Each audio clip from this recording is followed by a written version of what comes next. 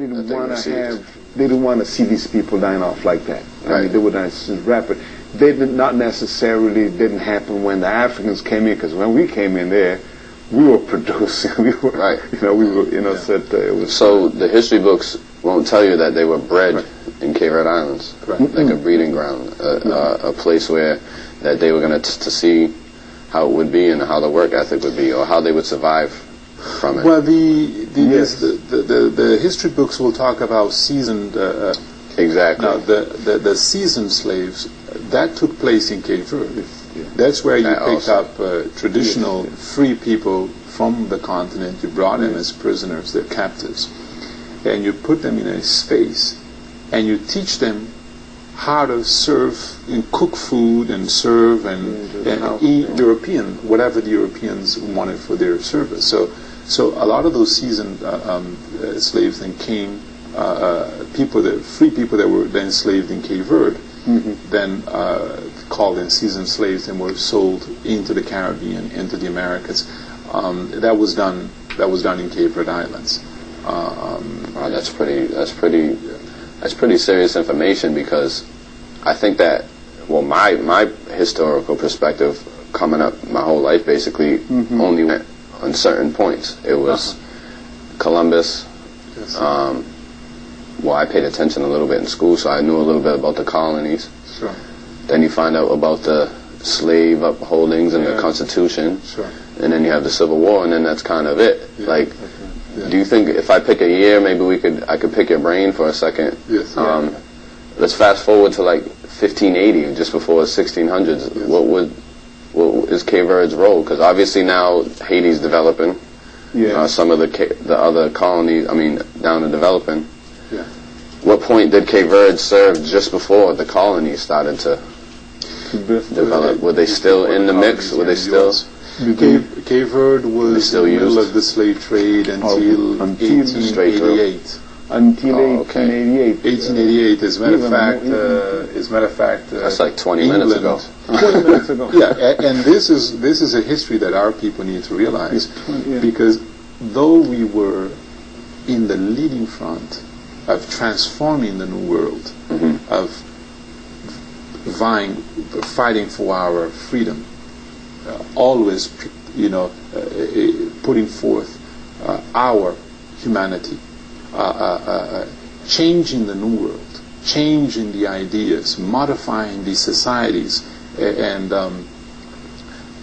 there were also people that, Europeans also, that never bought in to the concept that Africans were not human beings, or the Native Americans or the Native Indians were not human beings, that these were human beings that were being taken advantage of. Right. So a lot of people that stood with us through the emancipation struggles throughout Europe and the Americas. And eventually, Portugal had to give up. The crown and the merchant class had to give in, had to be forced in to end slavery. And Europe and Portugal was one of those last. The Portuguese colonies was the last ones to accept the act. And Portugal, the crown, had to be paid about 140,000 pounds by England to give up the trade in 1888. So that's just to give you. So that's up there, because that's basically millions $2 million now. That's millions of dollars. Back then, who knows what that could be? That could be up to 200 million, 100 something million. So which is serious money back eventually then. It came to an end. Eventually, and it morphed. But in 1888, basically, Cape Verde was no longer slavery was no longer an open trade on the Portuguese colonies. And just to add to that, the reason why that the slave what is it, abolition? Yeah, abolition. Because all of a sudden they felt sorry for us. It's because America was getting an independence away from England. So England wanted to cut America is Yeah, because supply. it's the money line. You got to follow the money line. Right. To cut the cut so America would not have the slave trade, because it was first banned. The slave trade was first banned north of the equator. South of the equator was still going on. It's just respect the U.S. It's funny how they own the lines to even day when it could be. It's just unbelievable. And the country one time, actually, the world one time was divided in Cape Verde. You know, the Treaty of Tordesillas, which to the east was Portuguese. Country, a world territory. To the west was Spain. I mean, I'm not sure actually which one is which, but it was divided right in Cape Verde. Marx, it's very important to tie this into the youth. The hip hop heads, generations, to the kids that's holding the future. That's why the Gator Return album is very important, because it tells you, it brings this conversation, it brings us together. You see, we heard of you, you heard of us, but we hear on television telling the story. Because if we can be able to tell our kids, look, don't only read what they taught you in the school. Make sure you get a book, aside. Make sure you learn about history. Make sure with your parents, with your grandparents. Although you feel it is they used to make me dance with my old grandmother. Exactly. That was, and I'm sitting there, and I had to dance with them. Keep that culture. Keep that. But now it goes into what you're saying. That's something that it's inside of me. So when I hear the music, and I understand what my grandmother had to do just to get here, in order for me to have that dance with her. It was uncomfortable back then. That's the point. Well, a lot of medicine, when we're sick, a lot of medicine that they give us, it doesn't taste good. It's not, you see what I'm saying? But it cleans you. So a lot of times your parents says, you got to go to this dance. It may not feel good then, but down it's going to heal you. Yeah. You're going to need it, and that's why this is where you are right now. This is the healing process. The reason why we did the record is it's for the healing. The message of the Gate is one of celebration. You can imagine being a captive in any of these societies, Cape Verde or Hispaniola, Haiti, Dominican Republic. We have to realize that the average lifespan of any human being submitted to captivity, whether they were Europeans, whether they were Chinese, whether they were anyone, Native Americans, Native Indians, their average lifespan in those conditions were 6 months to a year. That's how long it took someone in those conditions, in the tropics, with all the diseases and all the conditions that were put upon these people. That's how long you lived. That's how long the French lived when they came as contracted labor to work in Haiti. They died about a year. The native of the country died off totally. So that's the trauma. You're saying you're leading the psychological, the physical, the biological. It's tough for you to move to move forward, very difficult, because we're scarred. Yeah, and we need to realize that we triumphed over these systems.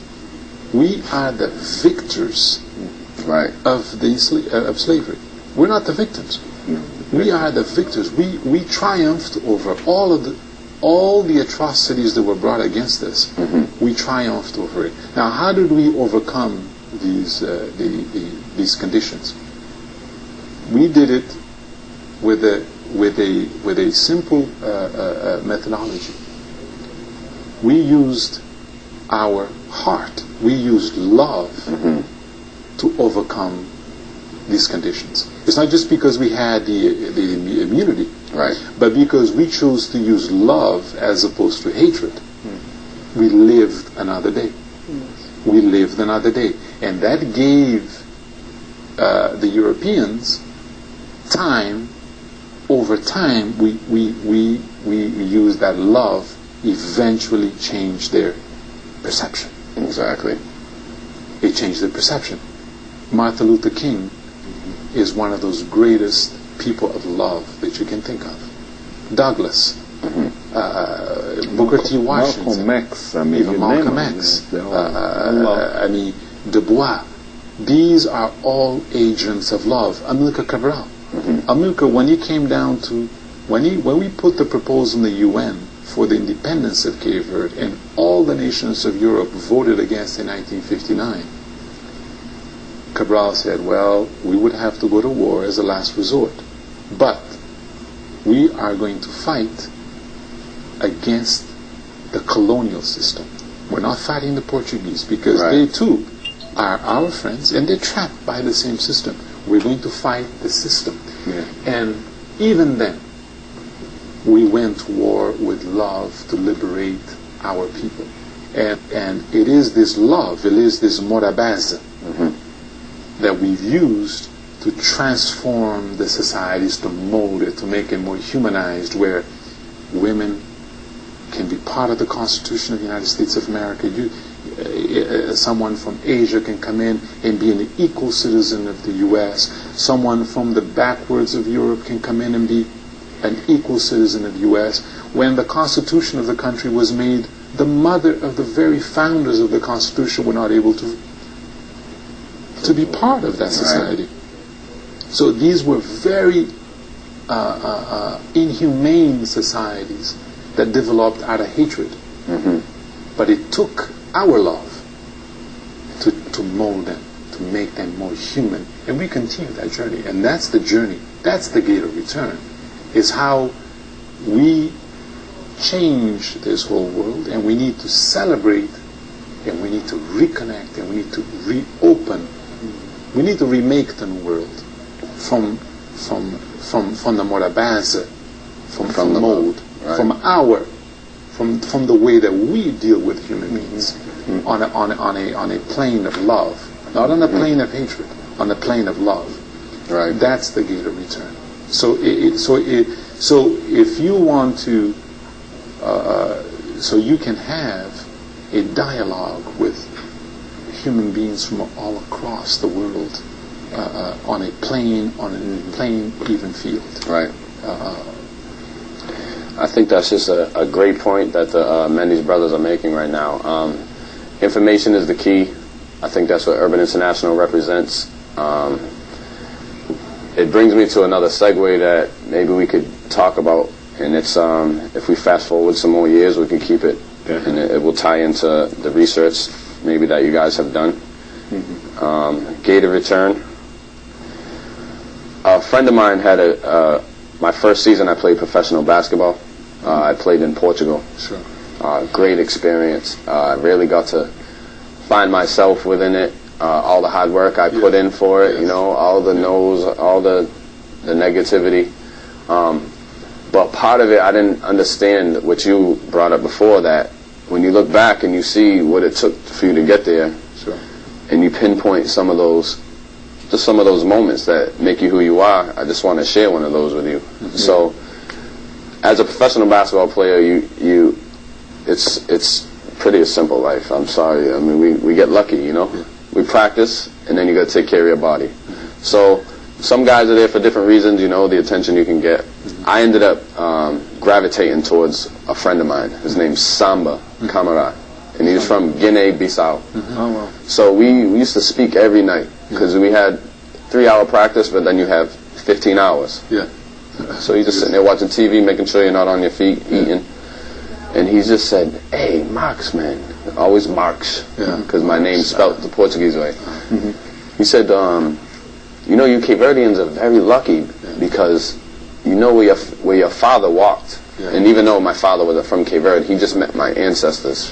He said, you can go and see where your grandfather was. He said, what if Michael Jordan or Magic Johnson was Cape Verdean? What if Mike Tyson was Guinea-Bissau? And maybe you can just touch on the relationship that Guinea-Bissau has for Africa and has with the Cape Verdeans, because a lot of black Americans in this country can't trace their roots, It was taken away from them building this country.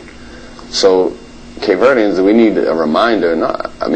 I think the youth really need a reminder. I think a bunch of people do, but we have that. We can vote for our president next year. Yes. You know, like that's just a